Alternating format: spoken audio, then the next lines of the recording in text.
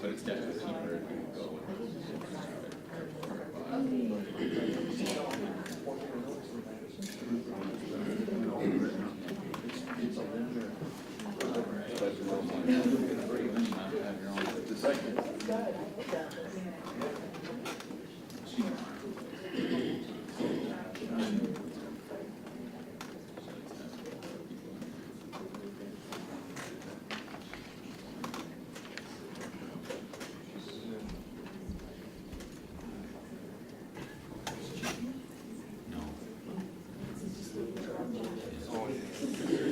Okay, it's 5 o'clock. I'll call the Monday, November 25th, 2024 Education Operations Committee meeting of the whole to order.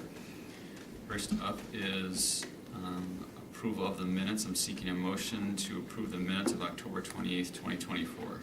So moved. Second. First and a second. All in favor say aye. Aye. Opposed? Motion carries. Next is our Excellence in Education, Wausau West. Please come forward. And if you hit the button on the microphone there, it'll turn green.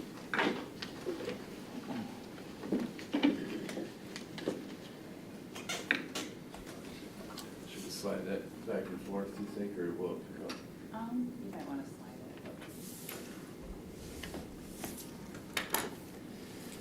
it. All right, well, my name is Jeff Steckbauer. I am representing Wausau West. It's a pleasure to be here tonight, so thanks for having us. I have three of our great warriors here with me tonight. Gina Zhang, Sadie Steinbeck, and Milo Holthusen.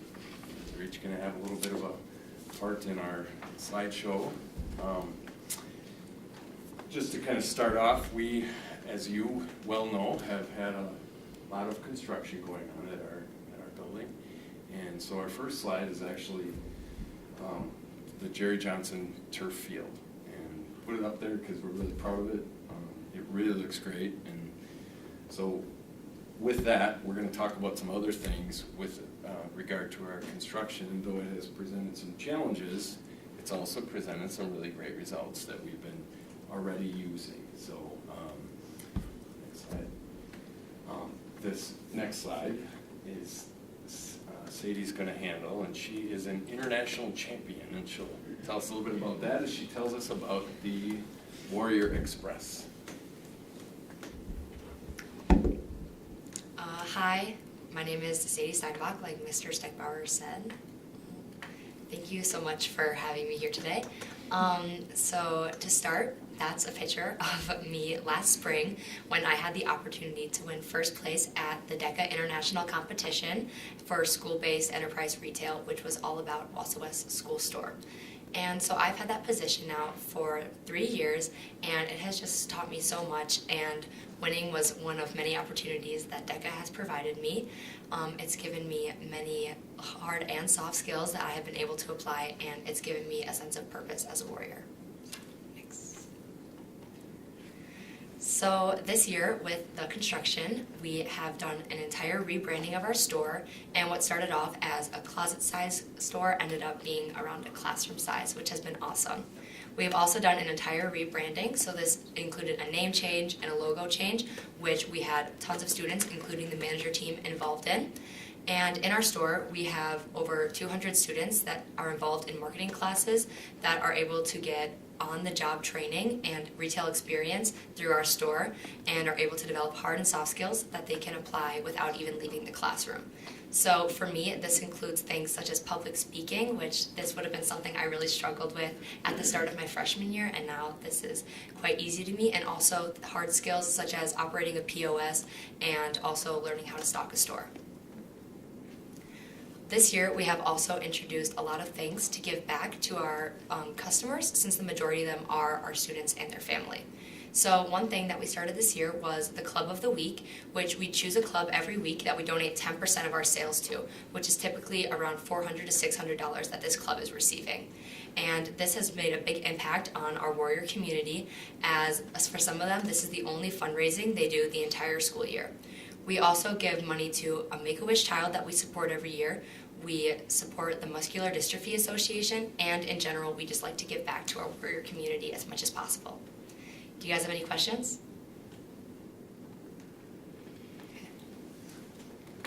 All right, so the other major part of our construction was our auditorium and music area, and so we have an international champion that you just heard from. Now we have one of our famous actors, Milo Holdhusen, and he's going to talk a little bit about our auditorium and the renovation that happened, and maybe some of the results that we've already experienced. Yeah, I knew it was going to be tough to follow an international champion. I don't have quite the accolades there. But my name is Milo Holdhusen. I'm the drama club president at Wausau West. I've been involved in their shows since my 8th grade year. I'm an actor first at West, but around the community I do a lot of behind the scenes with the tech and lights and sound and stuff like that. And so kind of moving in here. We had a huge renovation that really gave us a lot of things we didn't have.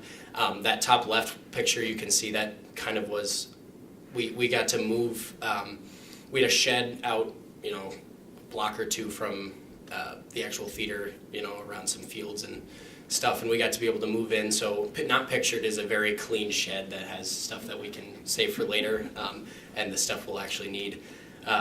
You can see the top center picture. That's brand new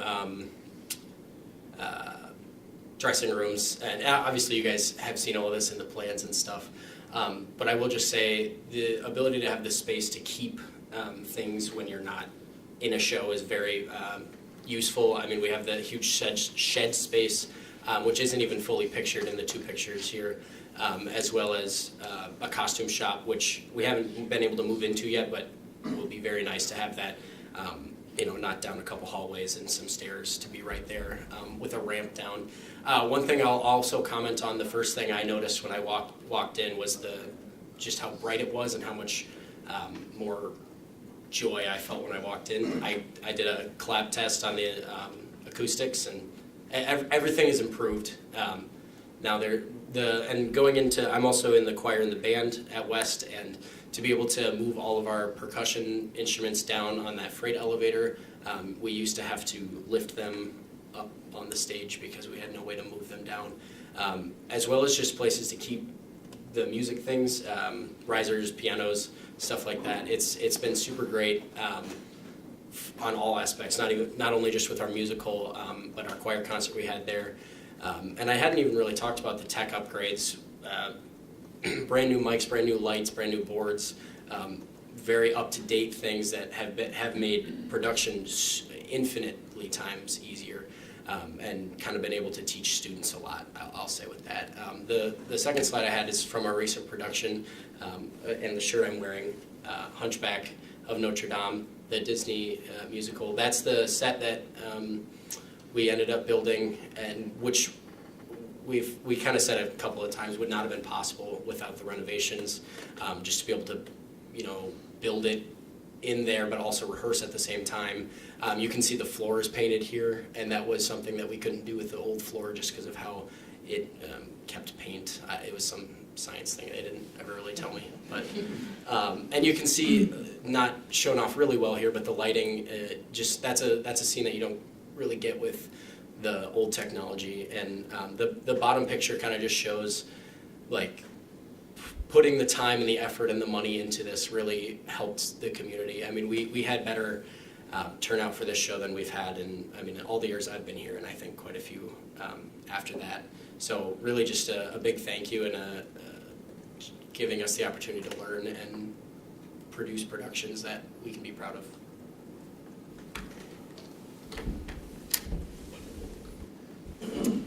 All right, so we've had a famous actor, international champion, and now a queen. Gina Zhang is our homecoming queen. And, can I get that from here? Okay. We're going to watch a video first, and then Gina's going to talk a little bit about our school spirit. After COVID and things like that, we've been working on our culture and our school spirit and inclusive activities, and so she's going to start with that as soon as we take a peek at this.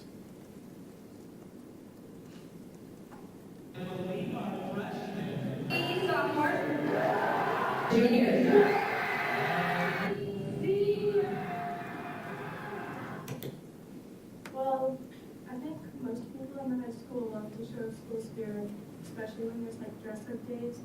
A lot of people participate, and then in color wars, like a lot of the different grades all do it together. A lot of people like are really happy to be here. Like it's school, and I mean everyone likes school and all, but it's still like coming here. Everyone used to see their friends. There was now it's just a great environment to be in. So I would say raise your voice.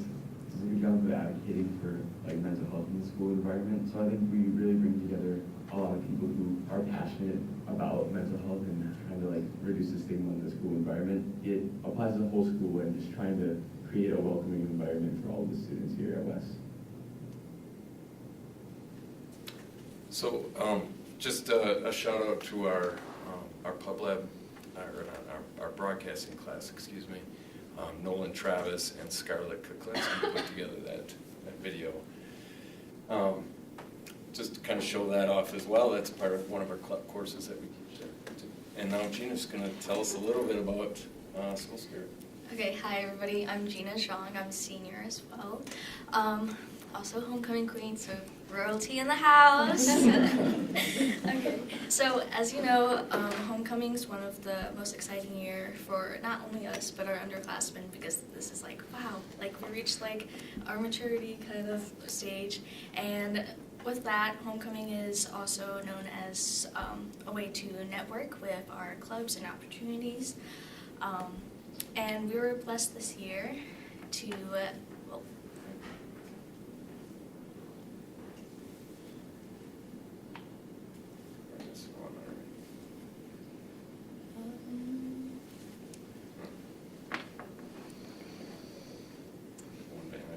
one vanished. It's okay. So we were able to collaborate this year with all of our grades, and by doing that, we were able to give back to our food pantry by the Penny Wars, but also open opportunities for our students, such as my new upcoming club, HASA. It's directed towards our Hmong students, and it gives them opportunities that they couldn't like seek on their own. And Wausau West is one of the most incredible schools for opportunities, such as DECA has provided for business opportunities in the future, but also more diverse clubs to be in the future, such as we started a Native American club this year as well, and more opportunities for our underclassmen to build up their resumes. Good. And then our last slide tonight, just kind of a note, this is kind of our West community, how it comes together, but parents, students, families within our community have donated to our food pantry, and we currently have 31 families who we take weekly bags of food to, and it's a real community effort. We have students and teachers and our ID staff that pack the bags weekly. We have staff volunteers that take them out and deliver them. So it's kind of just an illustration of how the West community kind of comes together to help one another. So. And that is our presentation for this evening. Do you have any questions? Yeah, one question. So will the auditorium be ready now for Pop Concert to come back to it this year? Yes. Because Pop Concert was at Grand last year. Okay, great.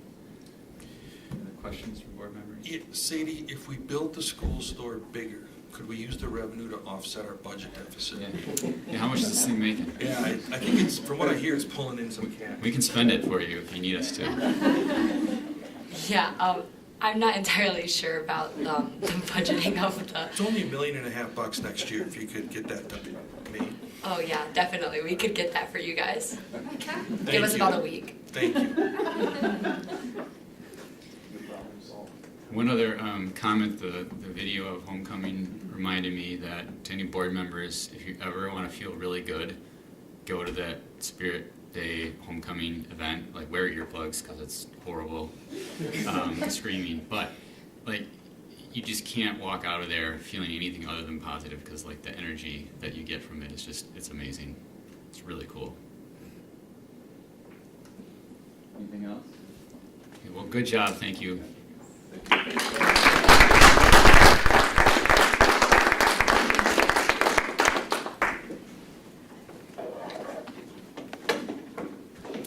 Next, we have time for public and student comment, if anyone has signed up. Okay, we don't have anyone, so we'll move on to the Wausau School Foundation update. And I'll speak for Debbie Trader. She's not able to be with us. And just to give her a thank you and the foundation for all of their work. 3 big things that I would bring to the board's attention that's been working on is the foundation. A few things. One is they have added a student representative to their board, so they have a representative from both. She's going to say, Kale, Gina's one of them. So if you want to give her a quick shout out for that, since she's standing out in the hallway. She's already given us phenomenal ideas. That's right, yes, and adding them to the board has been a nice way to get student voice involved as well. They've also developed a scholarship this year, which is going to be new, that they're giving to our seniors at each of the schools. And they're working on a fundraiser. February 24th, they're bringing a comedian in for a fundraiser. Is it Tim Bador? Is that the name of the comedian that they're going to be having? So more information to come on that. But just like to give a big thank you to all of the Wausau School Foundation board members, and thank you. Okay, that's not an action item, just informational. Any questions from board members? Kale, the one other thing she wanted us to make sure to mention was how all of the staff in the district can support through a payroll deduction. You probably have the words better than I do, but. Yep, she had shared at the start of the year with our full staff about how they can do that from a payroll deduction standpoint. I'm guessing board can too. Oh, thank you. Perfect timing, come on up. Really? We already did it all for you. Oh my goodness. So, how are you all doing tonight? I extend my apologies to you because my husband was in a car accident just a little bit ago, and I had to go pick him up. So I apologize for being late. So those of you who reason to apologize. everything and everybody is fine. So that's the good part. Those of you that know me, I'm Debbie Trader. I'm executive director for the Wausau School Foundation.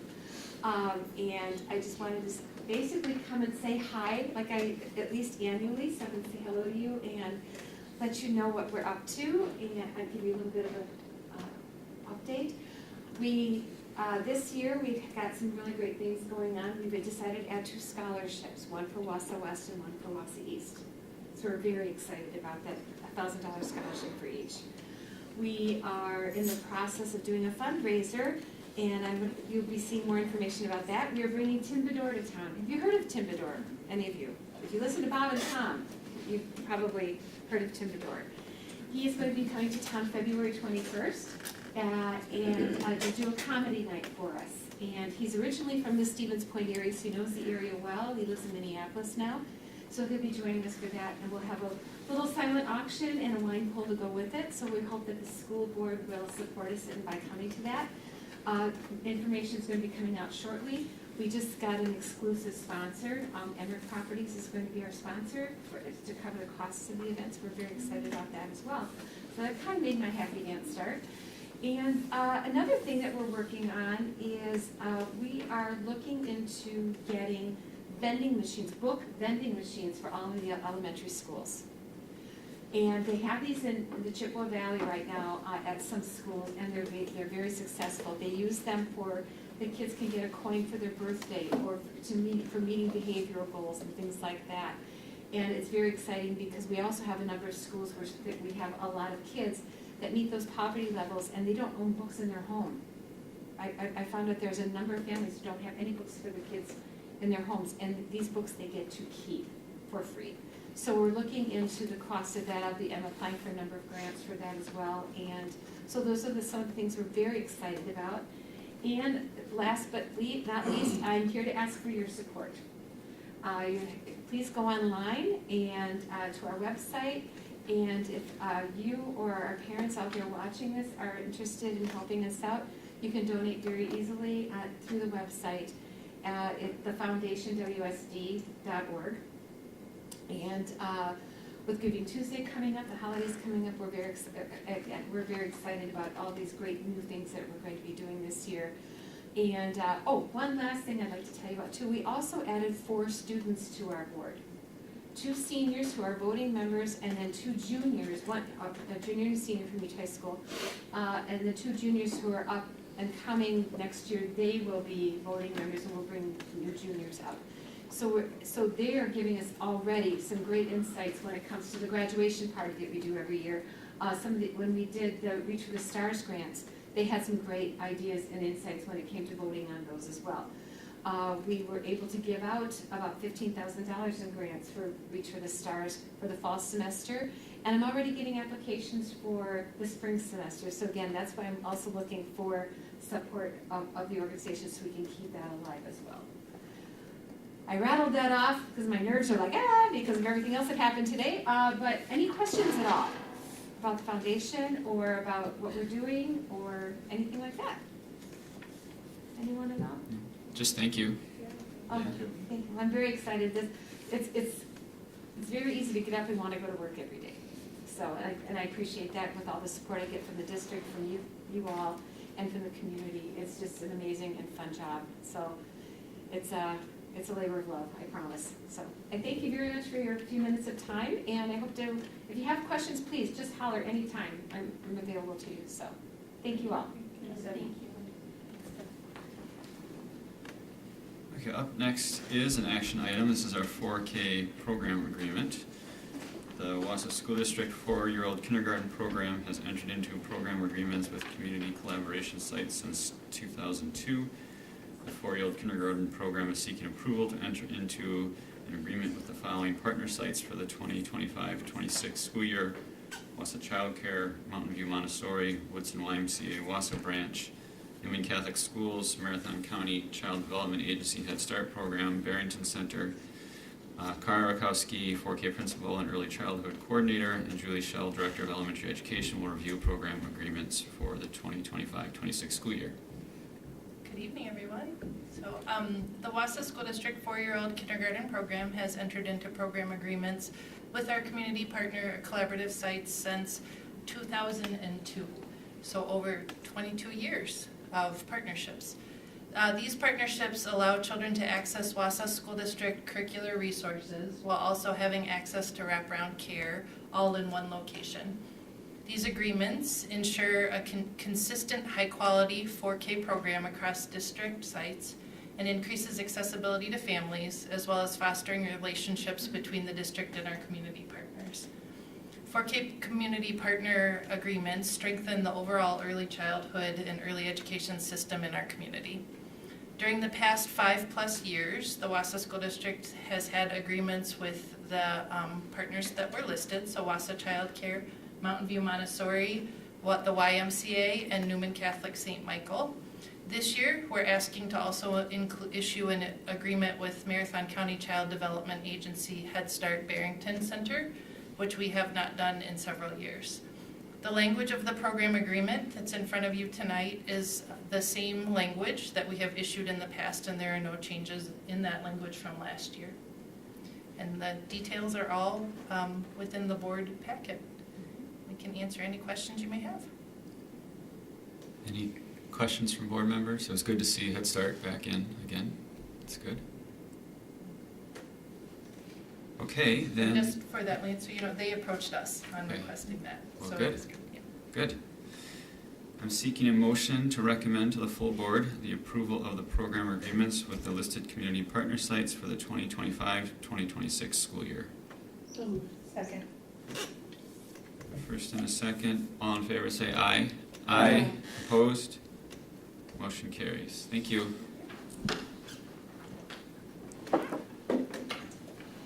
Next is not an action item. This is our school safety drill update. Andy Grimm, Coordinator of Pupil Services and School Safety Coordinator, will provide an update on the District 2024-25 school safety initiatives. Good afternoon. Yeah, thank you for that introduction, Lance. As Lance said, sorry. Thank you, Lance, for the introduction. So I am Andy Grimm. I'm the Coordinator of Pupil Services, and due to our administrative restructuring, I was also offered the opportunity to be our School Safety Coordinator. So I'm here today to present a quick update on where we're at, kind of an overview of school safety from the start of the school year, and then what we plan to do in the future. In the beginning of the year, myself, school resource officers, building administrators, and head custodians toured each building and each campus, having that safety lens to make sure that we are providing secure entrances, that all of the parking lots and sidewalks and anywhere that staff may be before and after hours are well lit, and also that we have security cameras in all the main areas, especially our front doors, so that we can see who's coming and or leaving in our buildings. That all of our exterior doors are locked, and then playgrounds have either full fencing, partial fencing, and or we're starting to add some barriers to certain buildings where like a cul-de-sac or a street may lead right up to the sidewalk, just to make sure that nobody would want to drive up there. And then we also did a walk around to make sure that there wasn't any trees or access to rooftops or any of the interior courtyards. And so that was also a very good experience for me, because that was the first time looking at buildings from a safety aspect, and I feel that we were able to come away with a lot of highlights and positives to make sure that all of our buildings are very secure.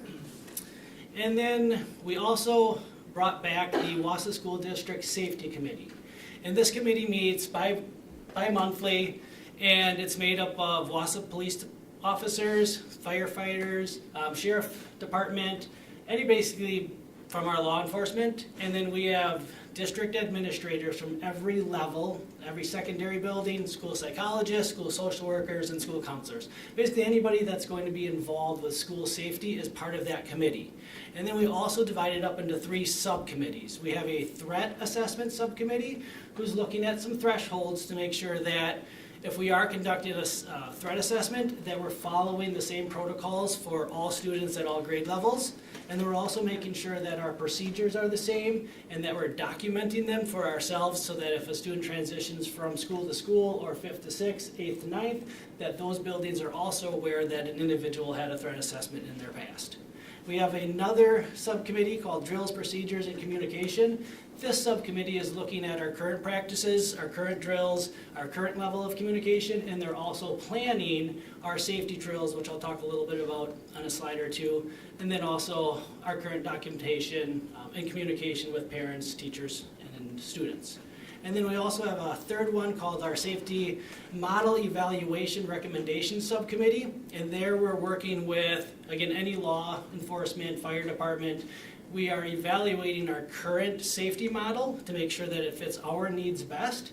And if there's other ones out there, we want to explore those and possibly vet to see if there is an opportunity to change and or again improve school safety. On November 5th, our school conducted the first district-wide school safety practice and procedures. It was very well received. We did get endorsement from our local law enforcement. It improved parent communication because there was one letter that went out to all parents indicating that it was on this date. So it wasn't, one for Riverview and one for John Marshall and 2 for, so it was really cool to have district-wide communication. It improved the planning from the administrative standpoint, and the teachers and the students, they all received the same message on the same day. And then we received praise from a lot of administrators saying how easily the drill went, how successful it was, and again, that shared communication. And then another highlight coming out of Wausau West, on November 21st, you may have seen some of the news coverage on this. Attorney General Josh Call and Office of School Safety Executive Trish Kiplin visited Wausau West and had a roundtable discussion. They met with probably about 10 students and just asked a lot about what is your perspective on student safety and what is Wausau doing really well? What are some areas of improvement? And the highlights from that roundtable conversation with the students, one, is they applauded our efforts to make sure that we had secure entrances. They really liked that you've got to go through several doors, that we have visitor aware, our ID systems, and then they also liked that we practice drills. They gave us some recommendations, but they definitely appreciated that every year, throughout multiple times, we are practicing either a lockdown or an evacuation drill. And then what I found like the highlight of it all was all of the students felt that they had a very strong connection with at least one or more multiple staff members. And I think that says a lot about our teaching staff, how they are forming very positive relationships where students feel trusted enough to report to this adult if they feel like there's harm in the building or if there's a threat to the educational environment, that they will go and report. Because we know that without student knowledge and without student reporting, then that's when the incidents happen. So again, I'd like to highlight just our faculty's effort to form relationships with our students. And then another big item for the Wausau district is we received the Act 109 digital mapping grant.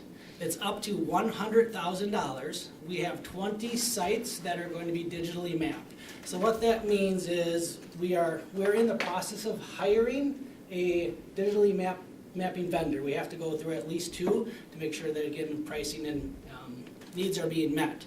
But they will digitally map all of our buildings and campuses, and that will look very helpful to our law enforcement. So if there was a worst case scenario, if there was an active shooter in one of our buildings, let's say like the Wausau East Library, our law enforcement would know, looking at their digital sources, that here's my entry point, here's my secure, here's my evacuation plan, all en route. And we know school shootings last less than 2 minutes. So while police or law enforcement is en route, they are already planning how to create a more secure environment because they'll have it digitally mapped.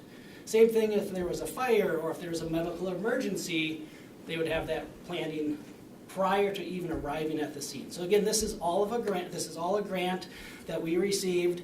We have up to June 26th to spend the money. Once we have an identified vendor, we'll be working with local law enforcement, fire, rescue, etc., to create a stronger timeline. Right now, we were just approved. I actually just turned in the forms this afternoon where DOJ says you can now start spending the money.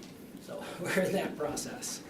And then just for continued work, as I just said, we'll have a stronger timeline for that digital mapping. At that point, we'll know a little bit more about how we'll utilize that with our law enforcement.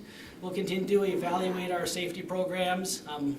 And then we do have a second district-wide school safety evacuation / lockdown drill planned. It'll be sometime in March. I think right now we're leaning March 5th, but that's not finalized. But again, because our first one on November 5th was so successful, we will definitely do another district-wide one. Continue practices for threat assessments, and then our subcommittees will continue their work. So my pleasure to give you an update on school safety. Any questions? Questions from board members? One comment and one question. Go ahead. First of all, the school mapping grant sounds super cool. So I can't wait to see that timeline and see what you guys do with that. A great opportunity, so good job on doing that. It sounds like the feedback from the student roundtable was really powerful that you did at West. Are there plans to do that with students from other schools or in other places? Because that last question especially, that's huge. Yeah. I don't believe that the DOJ or the Office of School Safety has formal plans with any of our buildings, but as a participant listening, I do feel that it would be very important to incorporate student voice on the school district safety committee. I agree with you. And I just add that one of the concerns from the DOJ was, what is the negative impact on students when doing safety drills? Is there an emotional trauma that occurs with those things? And so what's the response to that? And I would say that from all cases within the buildings, we're very aware of the student needs when it comes to those things and having counselors available or teachers available. And I would say that it's a testament to our buildings that students do feel like there's a connection with adults inside the building. Well, and I think having them have an opportunity to share back their reactions and thoughts, that gives them some of that agency, which makes the whole thing a little bit less traumatic and scary. I was just wondering how often that you meet. Our subcommittees are, so our district-wide committee meets every other month, and then our subcommittees meet every month. Okay. And if there's ever anything that you think is important, let us know that you think we need to know. Absolutely, yes. And feel free to, if you have other questions, either Gail or myself can answer those, or Okay. contact me personally. Thanks. Okay, thanks, Andy. Thank you.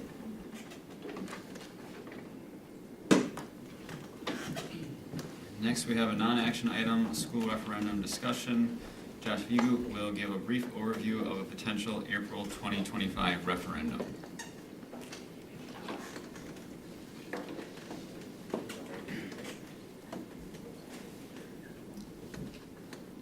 Thank you. So this is more of a discussion, so I'd welcome your questions and feedback at any point in this presentation.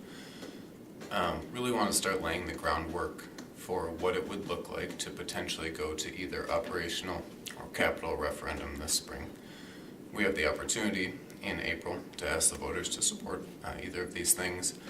We will not have another opportunity in 2025. There is no fall 2025 option, just so we know. So we'll talk about both capital and operational and the differences. So capital referendum, essentially a good way to think about it is it supports buildings, building maintenance or improvements or additions.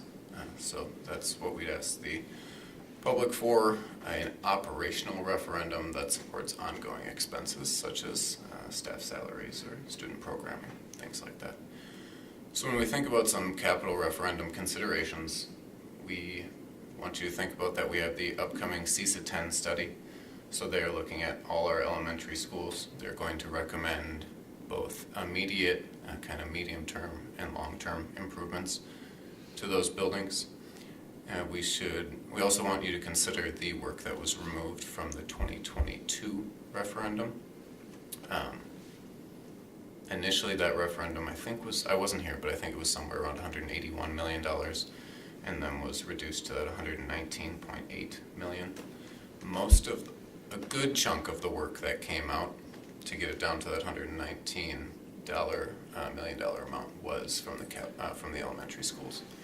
So we had gymnasium additions or cafeteria additions that were pulled out, playground additions, and a couple other big ticket items, and then a lot of small projects, HVAC and AC at the schools that don't have AC.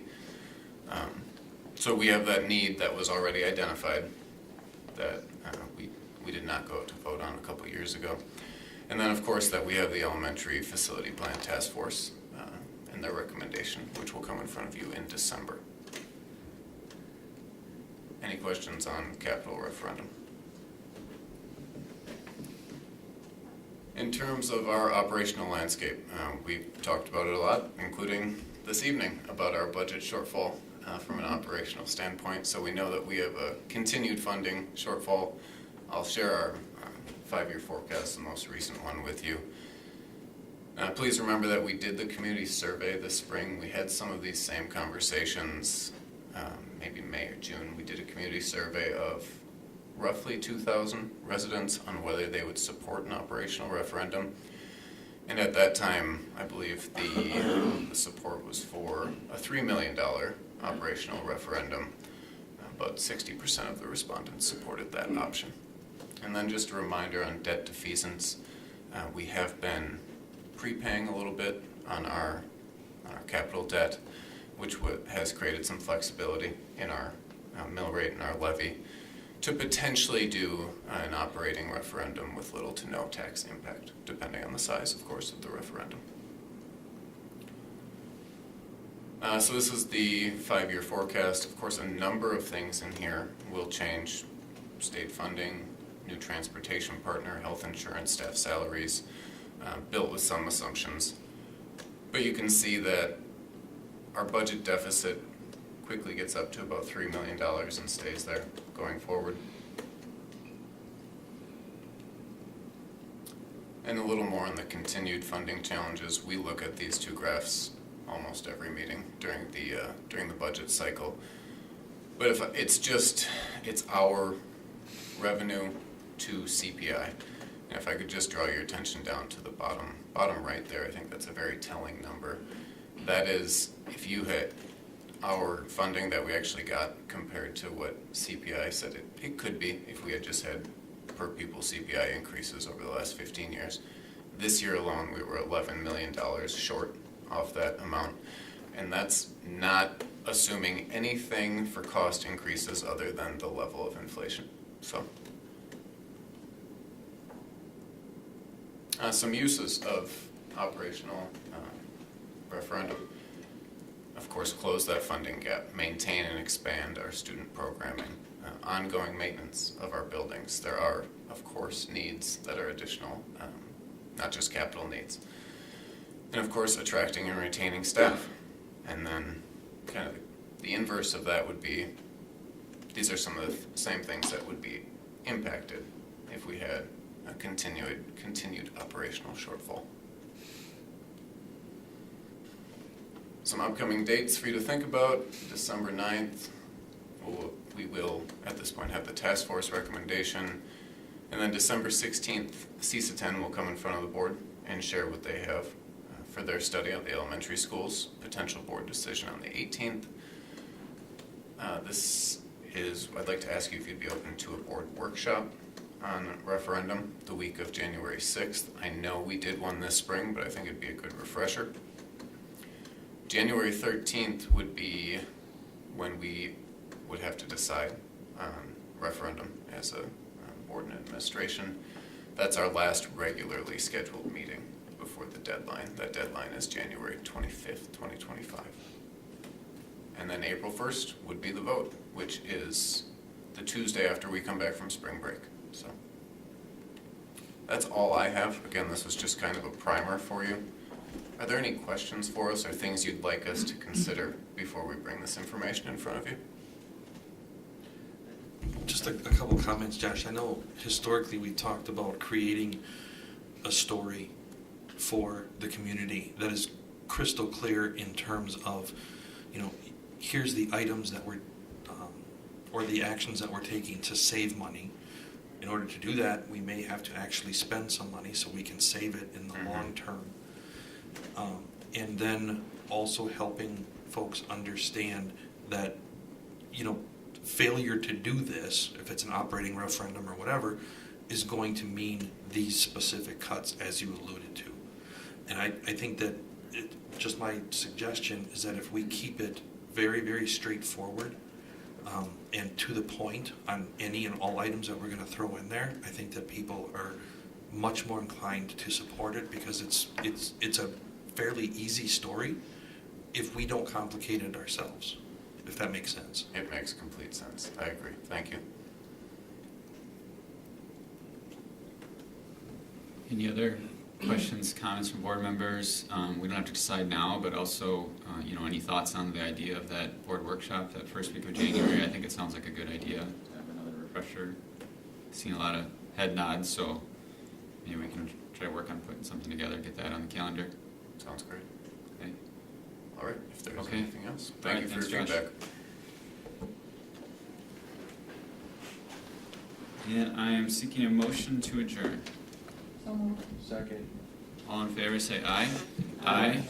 Opposed? We're adjourned, but we're going to be going right back into another one here.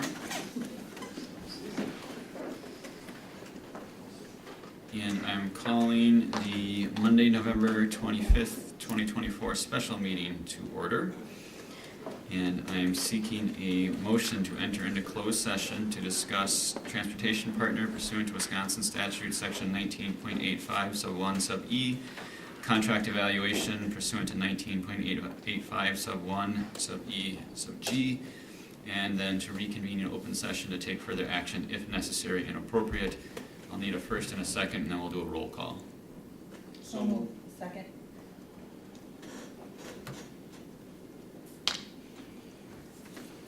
Sarah Brock? Yes. John Creasure? Yes. Pat McKee? Yes. Jennifer Paoli? Yes. Joanna Reyes? Yes. Shane Rush? Yes. Corey Sellers? Yes. Lance Strauss? Yes.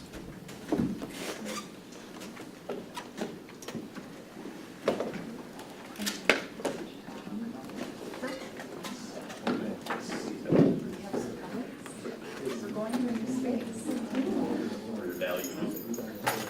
Yeah, because it could be.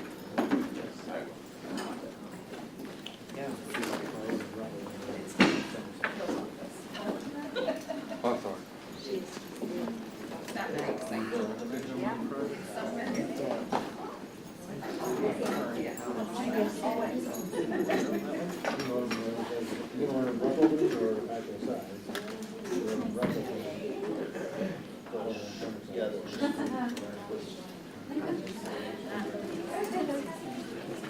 And they won't be coming back, so you can shut her down. All right, thank you very much. Nice to meet you all. Cassie, is it? Yeah, nice meeting you. Nice to meet you too.